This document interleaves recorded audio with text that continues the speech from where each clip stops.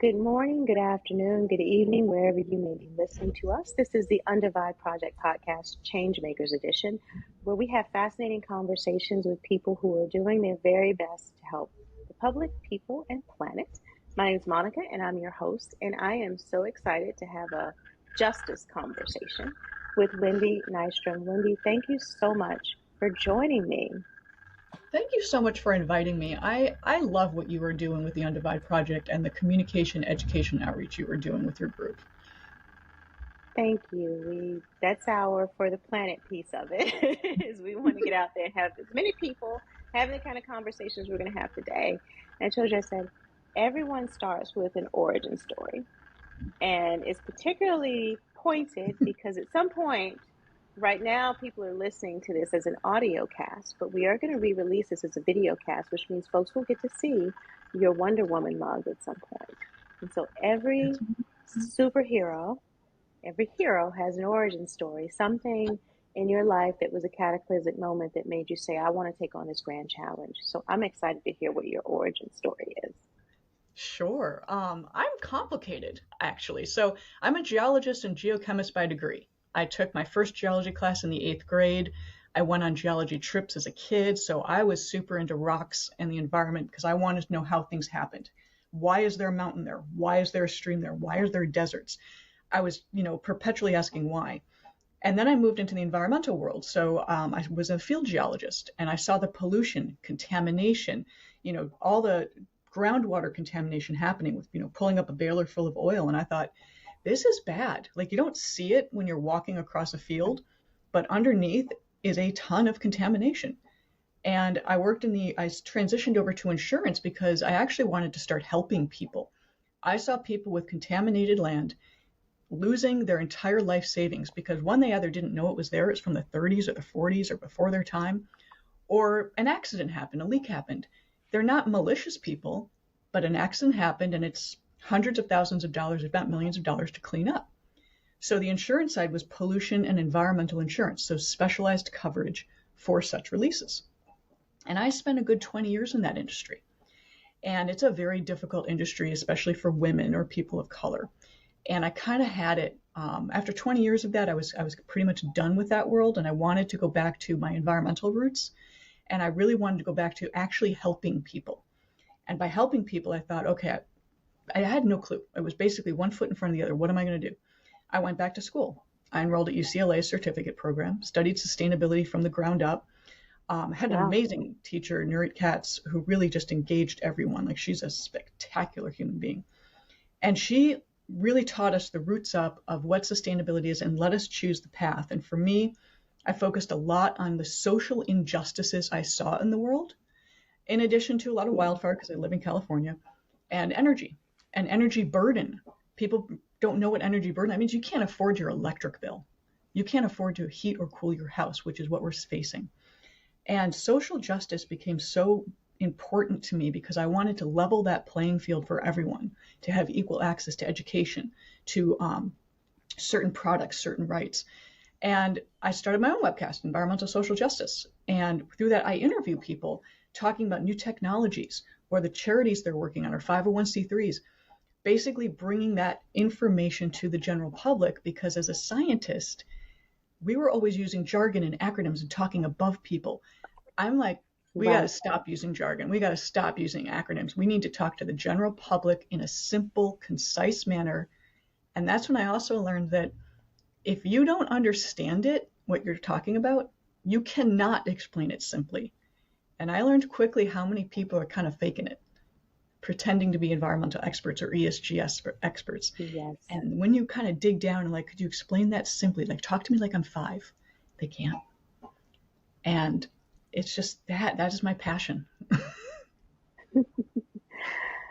There's a few things in there to unpack. There is this following the trend, because with the trend goes the money and the opportunity. And so in a capitalist society, people are incentivized to follow the trend, but not realizing that that also is a kind of burden on communities, because you have people who don't have the capacity to follow the trends. But a lot of times when that takes place, the most divested communities don't reap the benefits of this. Yeah. How does ESG even hit the ground in the most underserved communities when we're talking about justice? So when people talk about ESG, it's environmental, social, and governance, and they often think, oh, environment, planet, friendly, yay. And then governance is, politics and your internal workings of your own company. They forget about the people, the social side, Mm-hmm. the individual, the workers. And I just posted today. Back in 1965, the ratio of CEO pay was 20 times higher than the average worker. 2021, it was 399 times than the average worker. So we're seeing this pay disparity happening, which is why we are pretty much killing our middle class. And we need to bring that back down. That doesn't happen in other countries. This is just primarily a United States thing. And we need to kind of do a control alt delete kind of, you know, restart things to make it a little more equal because great, you're a CEO, you're probably very smart, you probably take on a lot of responsibilities. I get it. But if you don't have workers that are happy and treated fairly, you don't have a company. Because everything that happens in your company is by your workers. Right. And the concept of pay and benefits, and again, as we're interrogating terminology that's just out here, work-life balance, Yeah. determines the quality of life. Like there is a CEO, particularly in some of these companies that are acting as like pseudo-governmental entities, because they have so much outsized influence over not just our economy, but our access to infrastructure, Yeah. have a moral imperative to think about how their work actually hits communities, which is a facet of justice. Because oftentimes, particularly in this, when you're talking about in between CEOs and the average American, and the average American's ability to do some sort of remediation, if we're just talking about climate justice or energy or any of these things, the ability to remediate some of that is as simple as something you brought up when we were in our preview conversation, to be able to afford things or not. Afford things like to pay your power or water bill or your internet bill, To have internet. to have it, versus to have a super yacht with its own Wi-Fi. And a helicopter. And don't forget the dinghy. Don't forget the dinghy. It's this disparity that we're talking about. And the burden that that lifestyle puts on the environment Yeah. versus the people who are working in these companies, for example. And so like, how do we start solving that? And I think the first part of it is getting to awareness, which you're doing a lot of work around this. You mentioned your podcast, and so I want to talk more about what led you to start that podcast. Sure. That's another And long how do we story. build out more awareness about the way these disparities play out before we talk about some other things like energy justice and environmental justice, but just on the communication around the disparities? Yeah, I mean, the podcast got started during COVID because I pretty much finished UCLA. I was like, I'll just get a job, any job, just get a job in ESG or sustainability. Well, that wasn't happening. Everything was locked down. And I thought, okay, what am I going to do with myself? And I was on a friend's podcast. He called it, I think, 20 Minutes in Lockdown, and he would just interview people because we were, on that 2 week break that Two turned into weeks to 2 years. stop the spread, right? So I thought, I can do this. I'd never done a podcast in my life. I've never even really watched or heard podcasts before. But I thought, what a great way to spend, to basically kill time during COVID. So I started my podcast not knowing what to do. I had no clue what to do. I grabbed two of my friends, lifelong friends of mine, to join me. And it started off with us talking about current events, which was boring, so dull. And I thought, wow, I'm putting myself to sleep. So I started reaching out to my network. And because people were also similarly bored, I got NASDAQ, I got Moody's, I got Toyota, I got Hyundai, but I also got startups and entrepreneurs to be guests. And I'm forever indebted to people like NASDAQ and Moody's and Toyota, Hyundai. Those guys gave me some credibility by showing up. Right. And so that gave me, I started to get the attention of these startups and entrepreneurs. And these new technologies coming out are fascinating. And I thought nobody knows about these guys. So I'm going to start, promoting them and telling people, the world, about these things that they're doing, like pure Halbach ray technology, which is magnetics. Who's heard of that? Very few people. But it's a great green energy resource. And in addition to the solar and the wind that we already have, we need diversification of our energy. We have to have multitudes of options. And that was really, what launched me into doing this, is I wanted to let people know it was out there. And about social injustice, I talked to a lot of 501c3s. I'm now on the board of a group called Girl Plus Environment, which helps lift Black and brown girls' voices in the world so they are heard. They also do, there's a thing she's doing called the Main Event, and it's MANE for hair, because women of color, the straighteners they're using are actually harmful to their endocrine system. Yes. And she's bringing that awareness out. She's visiting beauty parlors and she's visiting women in communities saying, please stop using any kind of product that has this stuff in it. Don't use that. And that's just for women's health. So the more talking, the better. The more people like you, the better. We just have to keep doing what we're doing. Thank you for sharing that, because that is all great. And I hope all of your first guests at the Moody's and the NASDAQs came around and listened to the next batch of guests who are talking about. Because in terms of the ability to shift markets, that is what they do, whether they think that's their first line of business or not, but that is what they do. And I really want to go to, when we're talking about social injustice, talking about 501c3s, where many times women, I mean, we're sitting here as two women who are in this fight. It is women who will go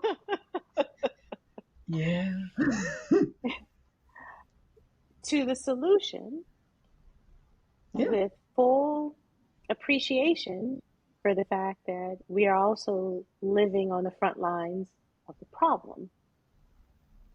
Yeah. Right? And so when we're,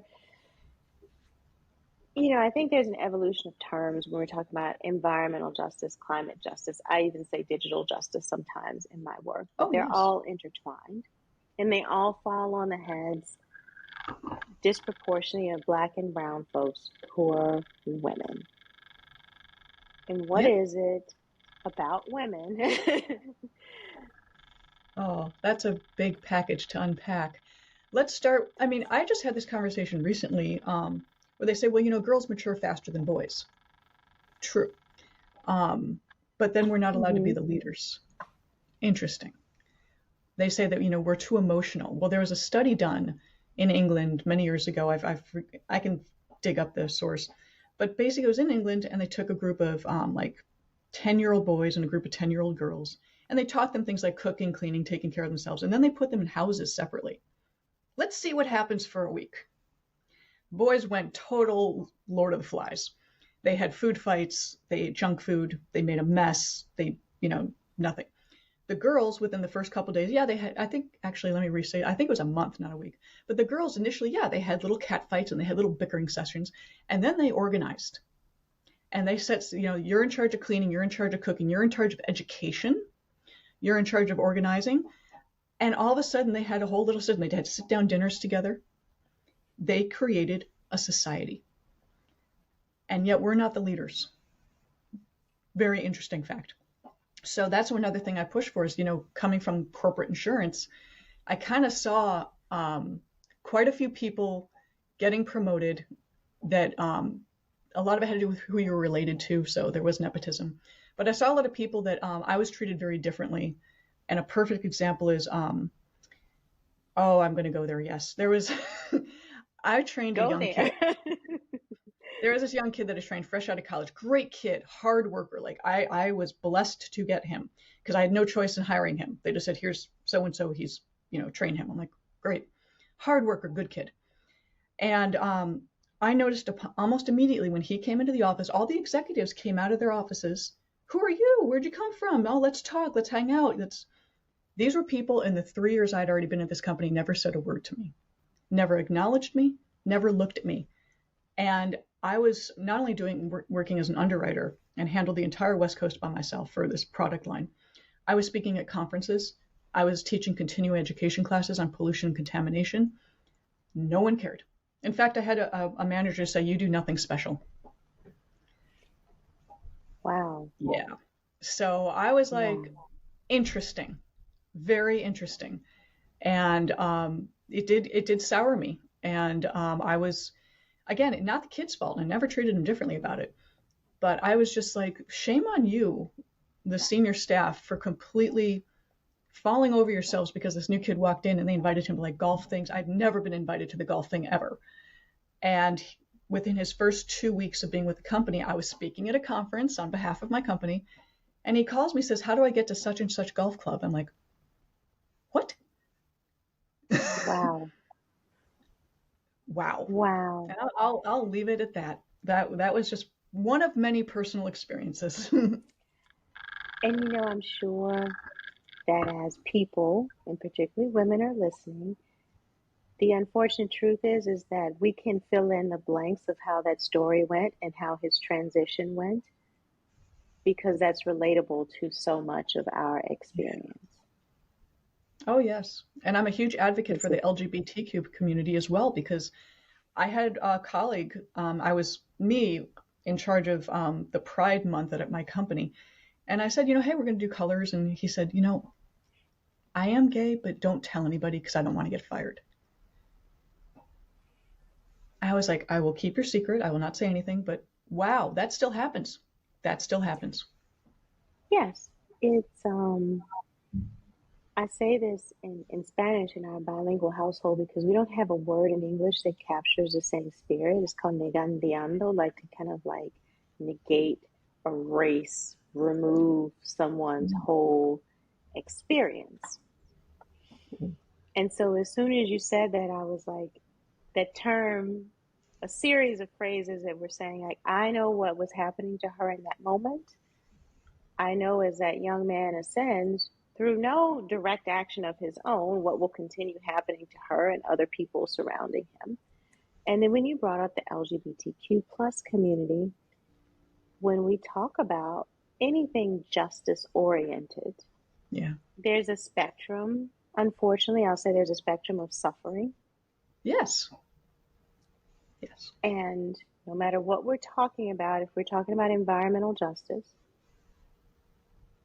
when you go to a community that has the most contamination, the most pollution, who lives there in the Exactly. worst conditions with the least capacity to participate in public debates about Yes. it or participate in society about it? And then when you go global, the situation only declines with whether you're talking about a middle, low, or extremely low income country, particularly when you're talking about that group of people, because in some places it's unlawful for them to exist.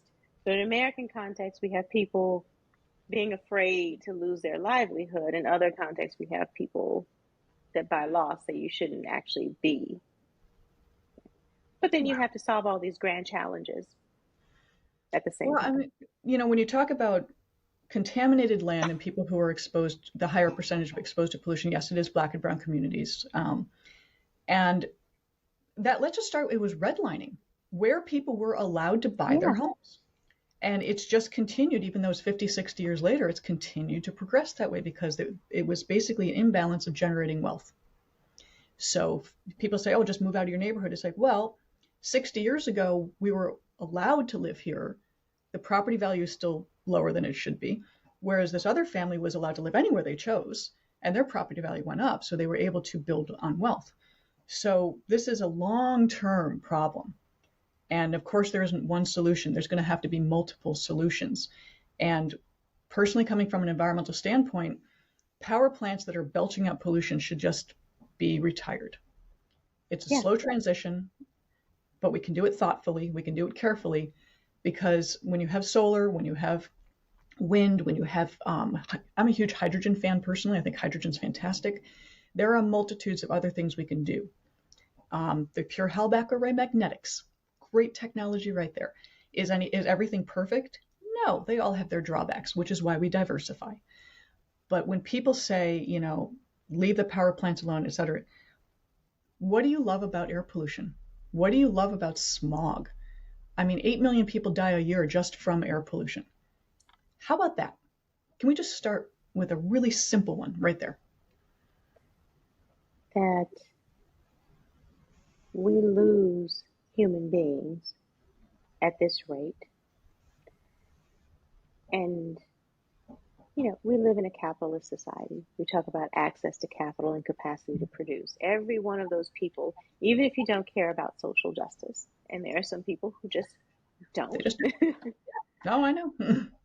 but care about productivity, every one of those 8 million people is a lost opportunity. Oh, yeah. I mean, one of those 8 million people could have been the next Albert Einstein. I mean, a gift from God, brilliance, or a Picasso, we would never know. We won't ever know. One of those 8 million people could just have been someone who worked or started a business and maintained that for their whole lives. And that's a loss to our GDP. For Yep. those of us who do care about social justice, we need to get out of the business of throwing people away Yes.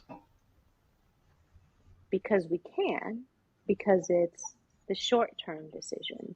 Because to your point, about redlining, and I'm watching, and I love, the studies and the journalism that are coming out to sort of daylight this issue. Yeah.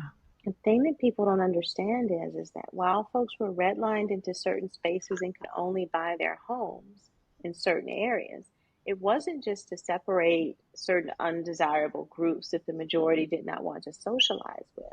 People are also pushed into heavily industrialized areas during redlining, or those communities were targeted for certain types of activities. So it's Yeah. not an accident that the most redlined areas are where power plants are, where we get the term overburdened community. Or when you were talking about some of this contamination that was from the 30s and 40s, just across the river from where I live in DC, Hmm.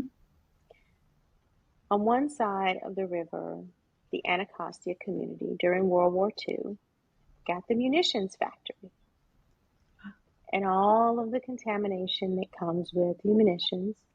And then farther down the river, they got the refueling infrastructure for during World War II. We were still using the Anacostia and the Potomac for military and industrial waterways. On the Yeah. other side of the river, folks got the torpedo factory where they just made the outside of the torpedo. Hard work, not the same as making the munitions and having the refueling depots on the other side of it. Yes. Very different things. Very different Very levels of different. pollution. People in Anacostia just started learning last summer, and let me give some shout outs to some of my students at Georgetown and their colleagues at the University of District of Columbia, with help from Esri, did some mapping and some remote sensing work to help people understand what was underneath them because they never knew that there was a fuel depot there, Yeah. What'd they find? that there's some of them, no one really knows the state of how they were capped or not, Probably not. because probably not, because most of the records belong to the Department of Defense or are in historical records, and this is how they figured out where they were. Hmm. Also came to understand, and by doing some research of what the recipe for the munitions is also something that's difficult to track down. And some of it is just records were just lost, but you can look at some typical I'm going to use recipes or chemical makeup or what was in them, to say them in simple language, as you're saying. What was in the I like stuff? What's in recipe. the That works ground? for me. What was in the ground? And almost half of the things that we use to make munitions are carcinogenic. Hmm. And so you've got that in the ground with a heavily redlined neighborhood that, of course, has an urban heat island effect. And in today has a concrete factory that's in the middle of the neighborhood. And it historically has always been a mostly Black as well as Eastern European immigrant community. And to this day, that's still the bulk of who lives there. Yeah. I mean, munitions are Everybody has, bad. yeah, it's really bad. Everybody has some health issue. Well, it's in their So groundwater. what? I mean, when they say it's buried underground, it's in the groundwater. And this is when we start talking about what are our responsibilities as communities, good responsible research to hand this over to the communities as maps, as visualizations in ways that they can understand it and communicate it, as opposed to resisting the temptation to put it in some 60-page journal document that no one can read or understand, and give it to them this way Yeah. to give them the chance to ask those questions. But what is, you say we take a holistic approach, let's go there, let's be daring. Like, what does justice look like for communities like that? It's the hard decisions we have to make. They are, I mean, first of all, doing the research and your students finding that information and giving it to the community, that's exactly what you do. Resist the temptation of publishing in a journal that no one's going to read. Resist the jargon and acronyms. A company I'm now working with, Navigating Gray, one of the things they are focused on is taking those reports and simplifying it so everyone can understand, basically creating a translator, because people hide behind the jargon, they hide behind the acronyms, hoping no one will ask questions because they're too afraid to. And a lot of these communities, they will be afraid. They don't want to cause trouble. Let's just keep it simple. All of this information needs to be released. In the 1940s, when you did have waste, a lot of it was not properly contained because they just didn't know. I doubt it was malicious or, to hell with it, we're just going to dump it. I think it was more along the lines of, this is our normal, dump it in the back 40, it's going to go away. I mean, there was a phrase, the solution to pollution is dilution, so hose it down. And they just didn't know. That's why, we have Superfund now. We have the EPA now because people realized in the 60s and 70s, we've got a problem. We realize these are bad. And so that's why the EPA is identifying these sites and cleaning them up and also creating new regulation of new concentrations. So what was considered clean before, they're like, that's not really clean. We're going to have to drop that level down to reportable down here, which is a burden to people, hence insurance, a burden to people to reopen sites to clean it up some more. Again, multiple answers, multiple problems, but just keep pushing forward. I mean, one of the things when you ask me my origin story, it's hard what I do because sometimes it's not popular. I get yelled at a lot. But I always think Tyler Perry, I'm a fan of his, and he always said, if they're not going to invite you to the table, build your own table. Mm-hmm. And ESJ, I built my own table. Because if someone wants to yell at me, they're yelling at me. They're not yelling at some boss. They're not yelling at someone superior to me.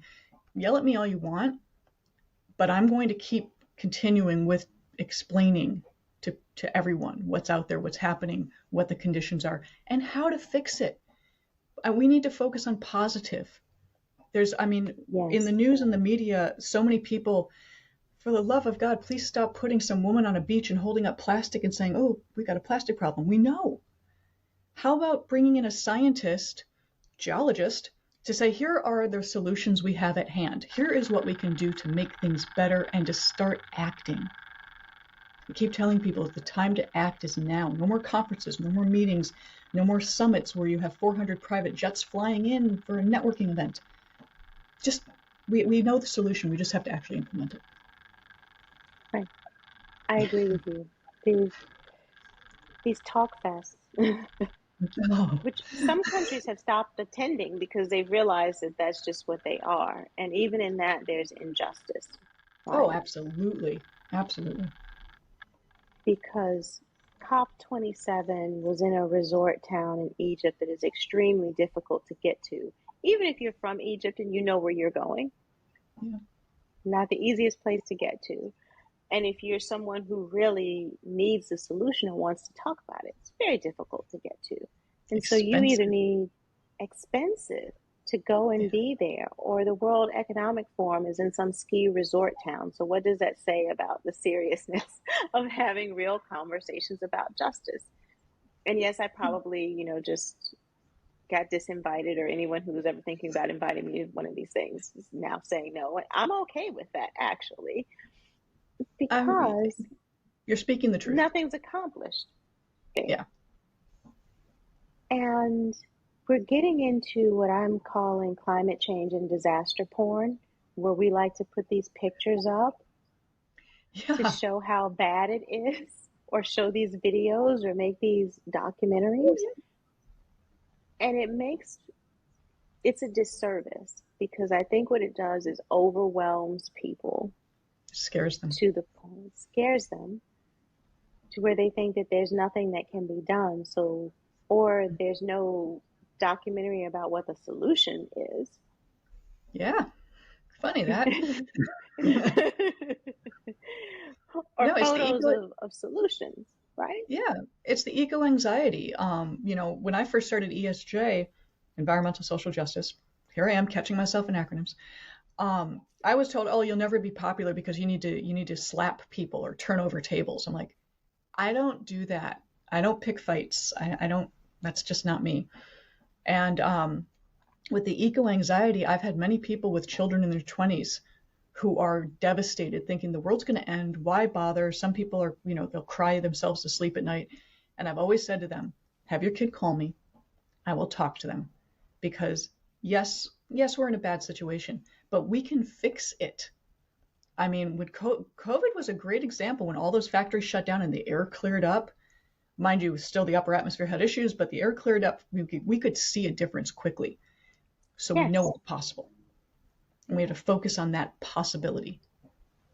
I agree with you. And those of us of a certain age can probably remember acid rain Yeah. and being anxious about this huge hole in the ozone layer.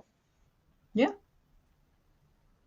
And we don't talk about the status of that hole in the ozone layer now, or how we Oh, got to the place to where it's not a threat anymore. And a lot of it was we used science, we believed scientists, crazy.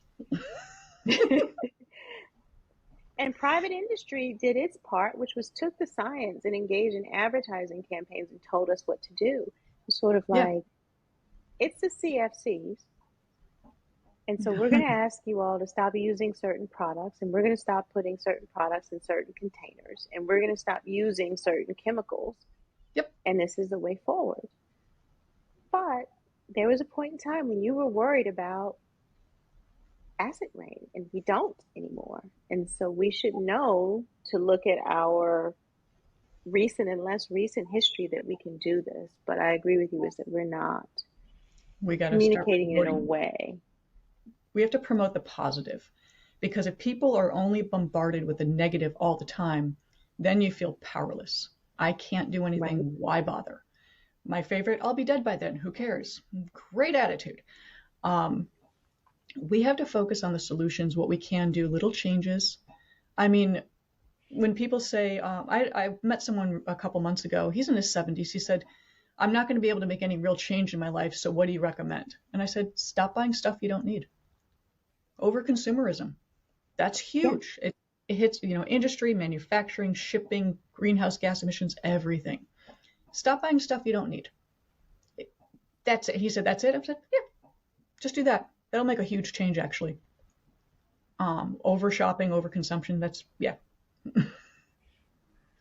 All of those things because we're past it now. But when we drop these podcasts as video casts on our YouTube channel over the holidays in the United States, you can go back because our first episode was deliberately released when the UNGA and New York, Paris, and Milan Fashion Week were intersecting, where the messaging of TalkFest and encouragement to reach for things that you do not need, Yeah. that, to be honest, are nice to look at but have zero functionality in your real life. So, probably not going to be sponsored by some fashion company, maybe a sustainable one, but not that. And that's okay. And Yeah. this drive to buy stuff because that's what those weeks are. They are week long advertisements to buy things, to be flash in the pans for consumerism. And it's happening alongside another one of these talk fests because Oh, yes. the General Assembly is a conversation forum. It is not a space where decisions are made. Decisions are actually made in federal, state, and local governments, which Yeah. is a question I said I was going to ask for you. Is like, I'm in the DC area. So let's pretend that we could have a working group, a working conversation with policy writers. What would be on your wish list? If they ask like, well, what can I do? What would you say to My them? I'll try to narrow my wish list down. Number one, because I do work with fire victims and wildfires. Most people don't know there's a law in the books that if you get a settlement and you lose your home, you lose everything. That's taxable income. So let's get rid of that. You lost everything, and you're being taxed. Whatever settlement you got, let's say it's $1 million. Yep. Awesome. You're taxed on that. You should not be taxed. That should be removed. So that's my number one, just helping families. And two, we have the technology, we have the knowledge, we have the brilliance out there. Build it. Stop talking about it. Stop arguing over it. Stop with the politics of it. Stop with the bills that are sent that are 6,000 pages long because there's one thing Right. you're pushing, but then you're going to bury in a whole bunch of other stuff. Can we simplify that? Can we just make things simple again and say we want to pass a bill to repair our infrastructure? Great. Let's actually do that. Let's build things. Let's put people to work. Let's rebuild our bridges that are crumbling and falling apart. Let's do it sustainably with materials that make sense. There's a lot of tech out there with new concrete. There's a company called Bellaterra. They've got basically Yeah. green concrete that's affordable. Check it out. Hmm. Start using things like that. Do things differently. Think it through. If you hate the word sustainability, fine. Just say do the right thing. Do the right thing for the world, Yeah. the planet, the people. Just do what's right. So that's my narrowed version. I could probably talk a long time about everything I want. I think all of those are great. So tell me, where can our listeners find you? Where can they find their podcasts? Where can they find your podcast? Where can they engage with you on social media and other spaces? So everything is environmental social justice, all one word. So the handle on YouTube is environmental social justice. It's on LinkedIn. I'm very active on LinkedIn. So you can also find me under Wendy Nystrom Lloyd, Lloyd. I hyphenated my married name, but I didn't officially change it. Never did the paperwork. So yeah, paperwork was too much. And I'm like, not doing it. So, so I'm Another pitch for simplification. simplification. Keep it simple, folks. And so I'm very active on LinkedIn, and I think on Twitter it's like ENV_SOC_justice because they limit how many letters you can have. But I'm pretty easily found under environmental social justice and then Wendy, and I'll pop up, hopefully. But I'm open to anyone who wants to reach out, talk, chat. Feel free to reach out to me. You can email me through LinkedIn, YouTube, comment. I even have a website, environmentalsocialjustice.com. So it's just that one word. You are findable, and we'll make sure all of that makes it into the show notes and that you get tagged Oh, on thank you. our social media. Thank you so much for joining me in this conversation. It went way too fast, but I suspect we'll have others. I hope so. You're a pleasure to talk to. You are a delight. Likewise, and it gives me such joy to be able to do this podcast because I view this as not simply a broadcast, but an opportunity to engage and help co-create communities of practice amongst Yeah. everyone that I've gotten to meet on this journey and engage with on all of these spaces because we engaged on LinkedIn and through a Medium magazine and a few other fora, as is the case with many of the guests and people that you all will hear on the Undivide Project podcast, Changemakers Edition, because we have a lot to do, and the Yeah, only way forward is together. absolutely. So, all of Wendy's information, you heard it here on the recording, but it's also going to be in the show notes and we'll tag. You can find this podcast on Apple, Spotify, Google, Deezer, and everywhere that you like to listen to podcasts. Save the date because over the holidays in the US, it will be a video cast so that you can see everyone's beautiful faces and rewatch or re-listen to anything that fascinated you on our YouTube channel. Follow us on all of our socials. It's simply at Undivide Project on all channels. Thank you so much for listening, and I'm looking forward to engaging with you all next time.